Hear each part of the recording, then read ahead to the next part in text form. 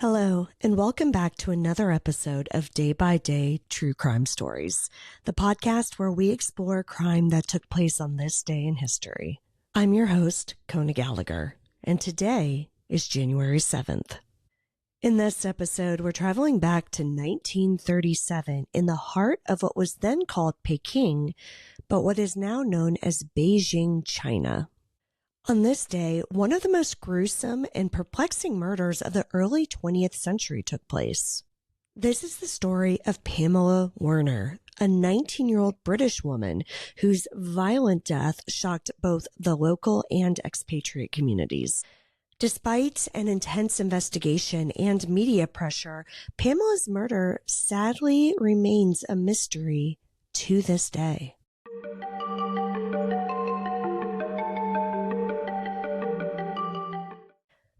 Before diving into the crime itself, let's take a moment to understand what Peking was like in 1937. It was a city at a crossroads. Internally, China was grappling with turmoil, while externally, the threat of Japanese invasion hung over everyone's heads. Just a few years earlier, Japan had taken over Manchuria, and tensions continued to rise. Meanwhile, Western powers, including Britain and France, maintained their own enclaves within Chinese cities, which, as you can imagine, created a complicated dynamic between local populations and these foreign residents. For many expats, life in these enclaves were comfortable and even insulated from outside problems. But the divide between foreigners and Chinese citizens was real, and resentment often simmered just below the surface. This is the environment in which Pamela Werner lived. She was the daughter of E.T.C. Werner, who was a retired British diplomat and respected scholar of Chinese history. Pamela herself was unique. Just a month shy of her 20th birthday, she was independent, adventurous, and fluent in Chinese. She had friends in both the British expat community and in the local Chinese community, which made her unique in an area in which expats kind of usually stayed to themselves and never learned the language. But on the evening of January 7th, 1937, Pamela's life came to a brutal end, leaving everybody in town, in every community, in shock. On that night, Pamela left her home near the legation quarter where most foreign residents lived. She told her father she was going ice skating at the French Club, a popular spot for the expat community. Now, witnesses did see her at the rink, and she reportedly left around 7 p.m. But unfortunately, she never made it home. The next morning, a Chinese laborer discovered her body near the old city walls in a desolate area known as the Fox Tower. Many people found the location itself to be significant. Fox Tower was known for its dark legends and ties to superstition. When Pamela hadn't returned the night before, her father set out looking for her, and unfortunately, he was the one who came across her body and was able to positively identify her based on the clothing and her jewelry. The state of Pamela's body was horrifying. She had been savagely beaten, and her face was barely recognizable. Her skull was fractured, and even worse, her body had been mutilated with what appeared to be surgical precision. Now, this detail, of course, raised questions about the killer's knowledge of anatomy. It also made it clear to authorities that this wasn't a typical crime. The brutality of Pamela's murder shocked everyone. How had a young woman from a respectable family ended up at the Fox Tower, a place known for its dangerous underworld of criminals and addicts? Was she lured there somehow, or had her body simply been dumped there? From the start, the investigation into Pamela's murder faced hurdles. Peking was a complex city to police. The British authorities, of course, were under pressure to solve the case quickly, as she was one of their own, but jurisdictional issues slowed everything down. So where she was found was under the jurisdiction of Peking police, But they didn't have any jurisdiction in Legation Quarter, where Pamela and her father lived and where a lot of people would need to be interviewed. Eventually, a Scotland Yard veteran, Detective Inspector Richard Dennis, was put in charge of Pamela's case. He was kind of seen as a neutral third party who would be able to investigate. Though her case did end up being put in good hands, it wasn't good enough for her father. As you can imagine, E.T.C. Werner was desperate to find answers in his daughter's death, and he wasn't the type of man who was just going to sit on his hands and wait for people to bring answers to him. So he took matters into his own hands and began his own investigation in parallel with the official police investigation. And as he began to look into it and saw what was happening, even though they had given the case to this third party, he still believed that there was a cover-up and that there was more to this case that authorities were willing to admit. He believed that the cover-up was to avoid embarrassing the British government in a foreign land. Now, one of the earliest theories, and what kind of became the official theory, was that Pamela was killed by a Chinese gang.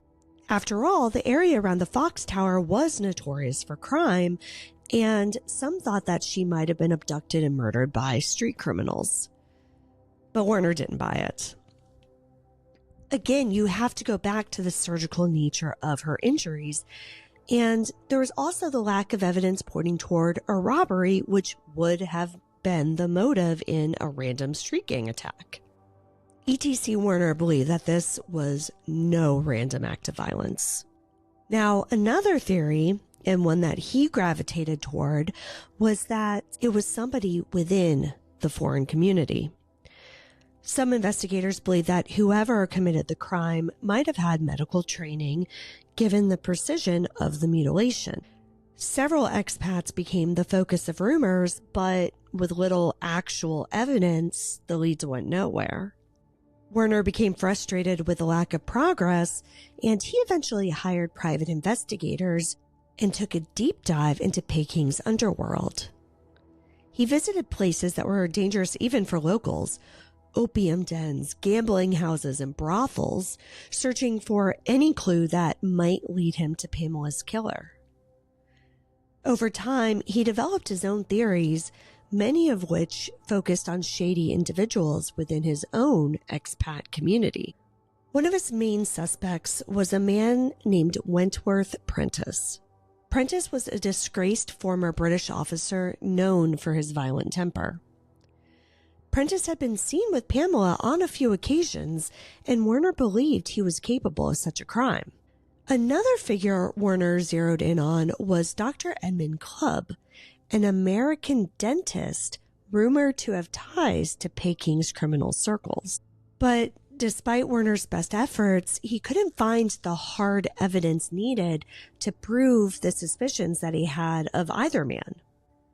Meanwhile, the official investigation slowed to a crawl. Political tensions, jurisdictional issues, and a lack of cooperation between authorities that still existed meant that the case gradually faded from public attention. But Werner never gave up. Until his dying day, he continued to write to officials urging them to reopen the case and pursue the leads that he had uncovered.